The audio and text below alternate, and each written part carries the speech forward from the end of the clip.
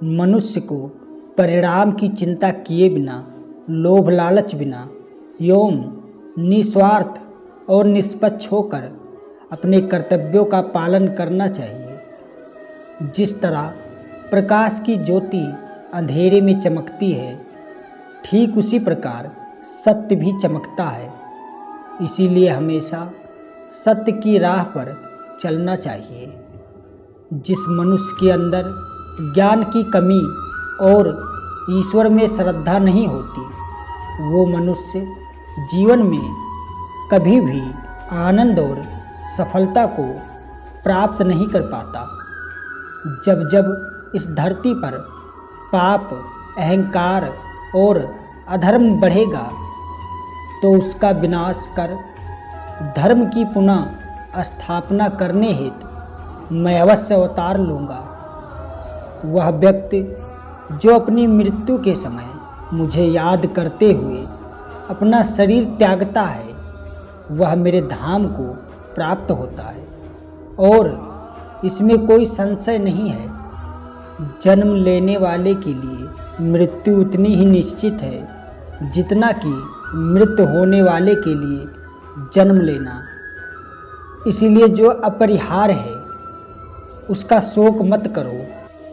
वह जो वास्तविकता में मेरे उत्कृष्ट जन्म और गतिविधियों को समझता है, वह शरीर त्यागने के बाद पुनः जन्म नहीं लेता और मेरे धाम को प्राप्त होता है। जो होने वाला है वो होकर ही रहता है और जो नहीं होने वाला है वो कभी नहीं होता।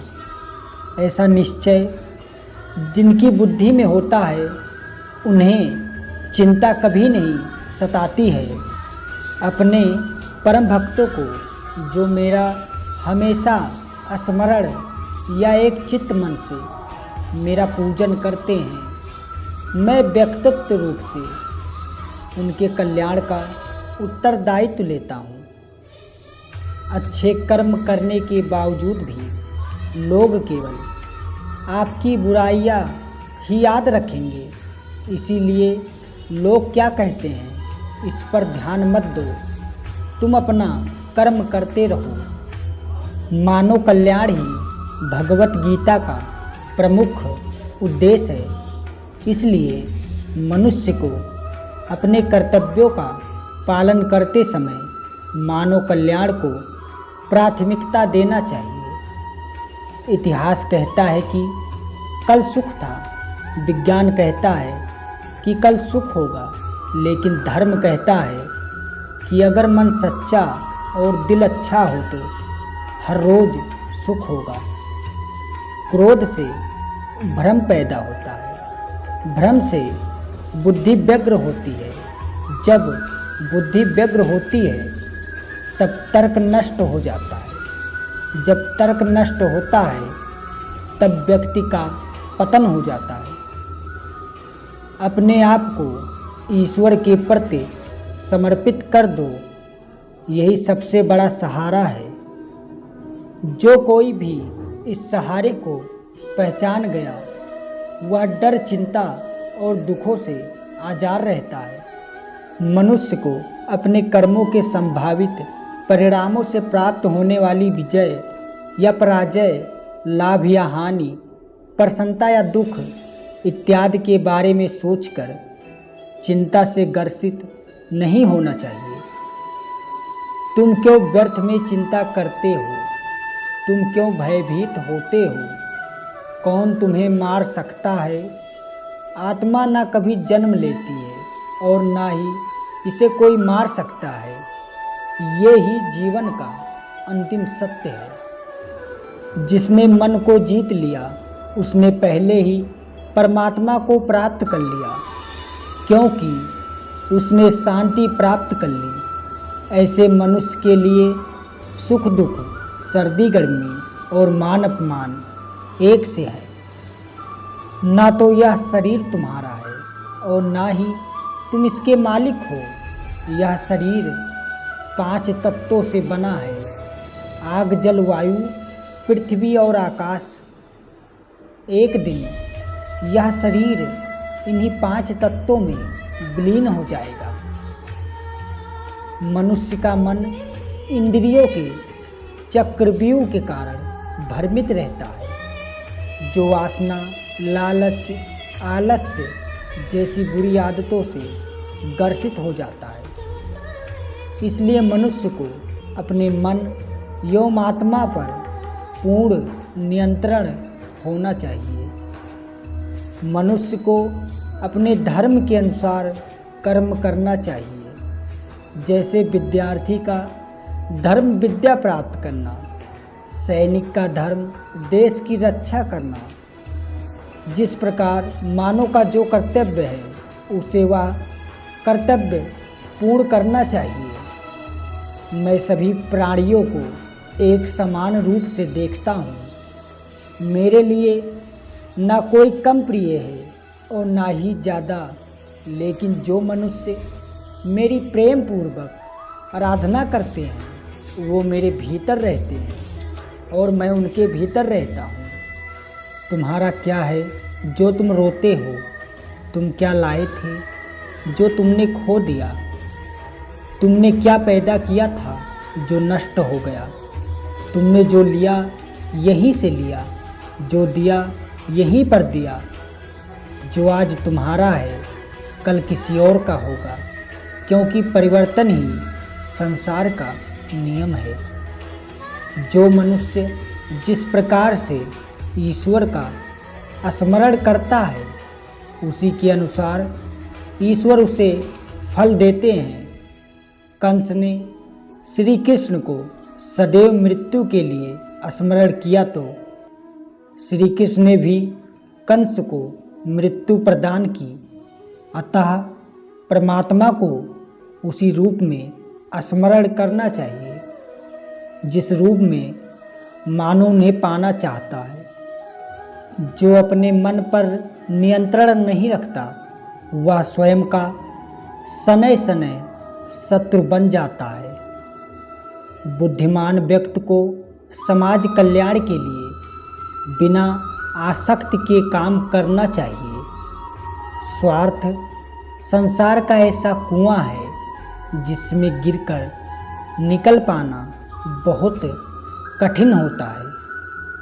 सेहत के लिए योग और किसी की ज़रूरत पर सहयोग दोनों ही जीवन में बदलाव लाते हैं।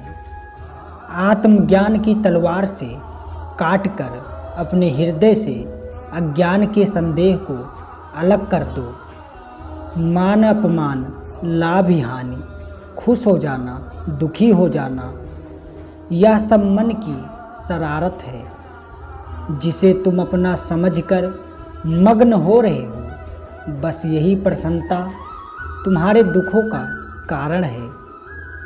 उस इंसान का मंजिल से भटक जाना तय है जिसकी संगत में नकारात्मक लोग रहते हैं। प्रेम सदैव माफ़ी मांगना पसंद करता है और अहंकार सदैव माफ़ी सुनना पसंद करता है। सिर्फ दिखावे के लिए अच्छा मत बनो। मैं आपको बाहर से नहीं भीतर से जानता हूँ।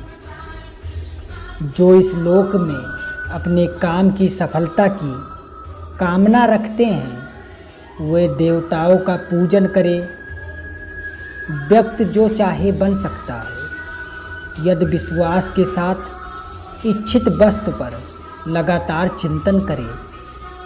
मन अशांत हो उसे नियंत्रित करना कठिन है, लेकिन अभ्यास से इसे वश में किया जा सकता है।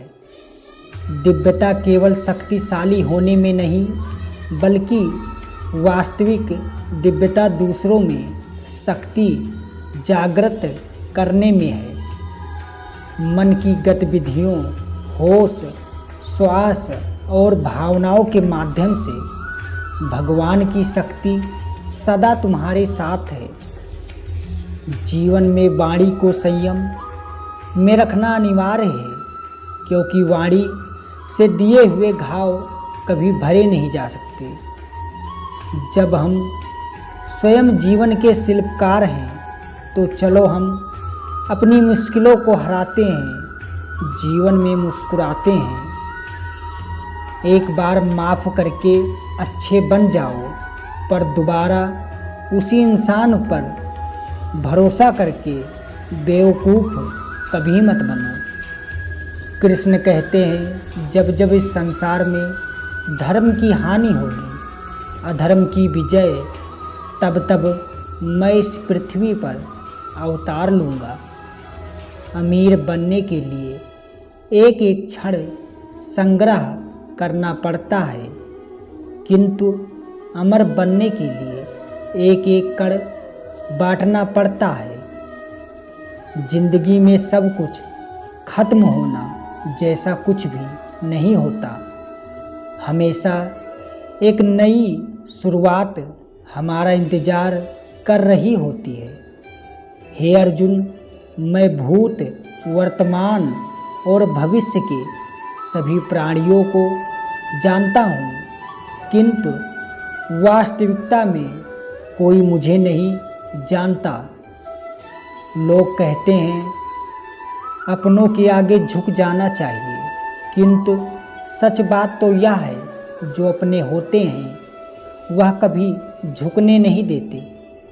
वह दिन मत दिखाना कान्हा कि हमें खुद पर गुरूर हो जाए।